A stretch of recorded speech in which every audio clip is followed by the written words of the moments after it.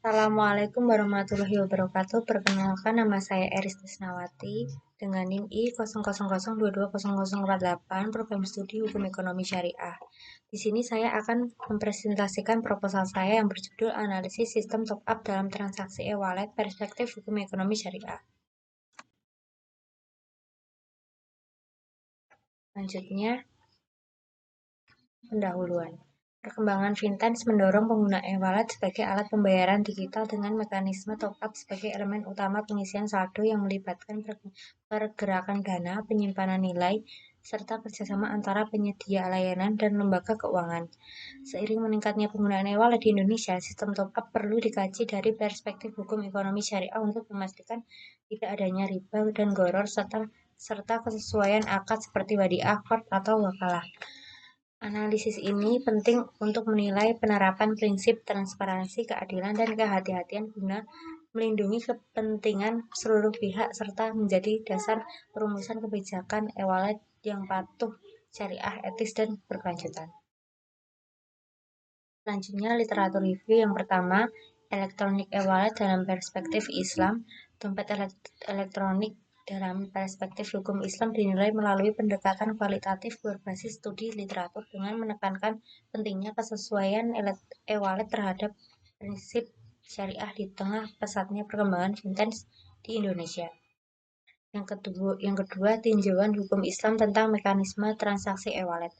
Berdasarkan kaidah al-aslu fil muamalat al-ibahah serta Quran Surat An-Nisa ayat 29, Quran Surat Al-Baqarah ayat 282.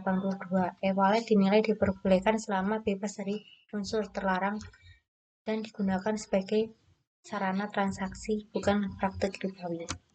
Yang ketiga, akad qard pada e-wallet syariah.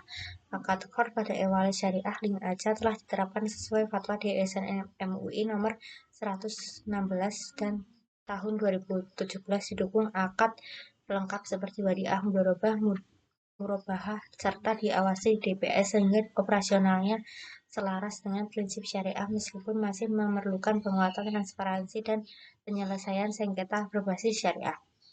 Yang keempat, transaksi non-tunai terhadap volatilitas uang serta pertumbuhan ekonomi di Indonesia ditinjau dari fikih muamalah.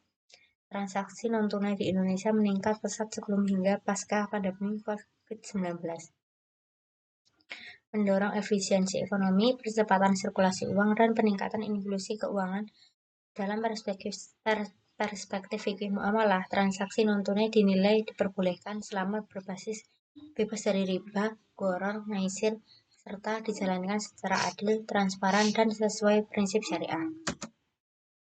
Yang terakhir, mekanisme transaksi e-wallet menurut syariat Islam. Bagaimana pandangan ulama dan fatwa DSN MUI?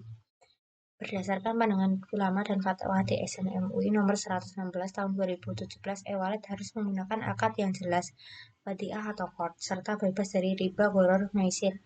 Sementara cashback dan voucher hanya diperbolehkan jika tidak menimbulkan unsur ribawi.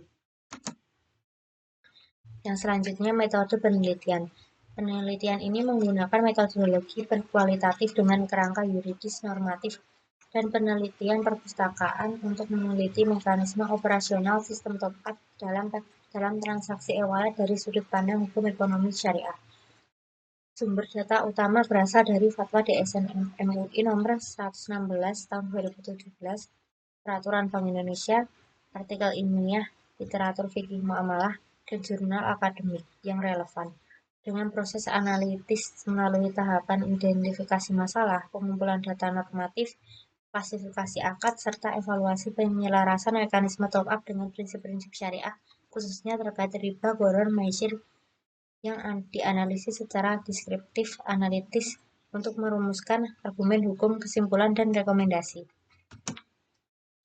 Selanjutnya, hasil dan pembahasan. Yang pertama, mekanisme top-up dalam layanan e-wallet mengacu pada prosedur peningkatan nilai mata uang elektronik yang sejalan dengan fatwa syariah dan berkaitan dengan akad syaraf, akad wakalah, dan akad qard. Yang kedua, akad qard merupakan akad utama dalam mekanisme top-up. Didukung akad wadiah, yad domamah, dan akad wakalah sesuai fatwa DSN MUI nomor 116 tahun 2017 dan Peraturan Bank Indonesia. Yang ketiga, potensi isu syariah dalam mekanisme top-up meliputi kekhawatiran riba dari penawaran promosi dan cashback pada akad qard, potensi gharar akibat ambiguitas dan penundaan pengembalian uang, serta risiko riba apabila dana pengguna tidak disimpan di bank syariah sebagaimana dimanfaatkan fatwa DSN MUI. Yang keempat, mekanisme top-up e-wallet syariah mematuhi fatwa DSN MUI nomor 116 tahun 2017 melalui fasilitas bank syariah, takobut real-time, pengawasan DPS, serta transaksi yang transparan dan tanpa boror. Yang terakhir, tanpa elemen riba, boror, dan tadlis, prosedur top-up e-wallet dikategorikan sebagai transaksi mubah. Dari perspektif fikih, sistem top-up e-wallet dianggap dapat diterima karena memenuhi kejelasan akad, persetujuan sukarela, pencatatan transaksi yang cermat, dan sejalan dengan prinsip keadilan dan transparansi sebagaimana ditegaskan dalam surat An-Nisa ayat 29 dan surat Al-Baqarah ayat 282.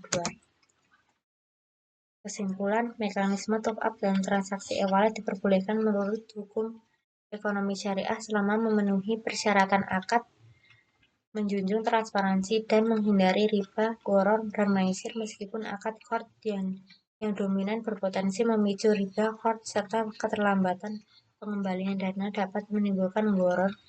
Oleh karena itu, sebagaimana fatwa DSN MUI nomor 116 tahun 2017, diperlukan kepatuhan syariah melalui penempatan dana pada bank syariah, keberadaan Dewan Pengawasan Syariah dan unit kepatuhan syariah, serta peningkatan transparansi, penyempurnaan prosedur pengembalian dana, dan penguatan standar kepatuhan syariah dalam operasional e-wallet. Sekian dari saya, bila salah kata mohon maaf. Wassalamualaikum warahmatullahi wabarakatuh.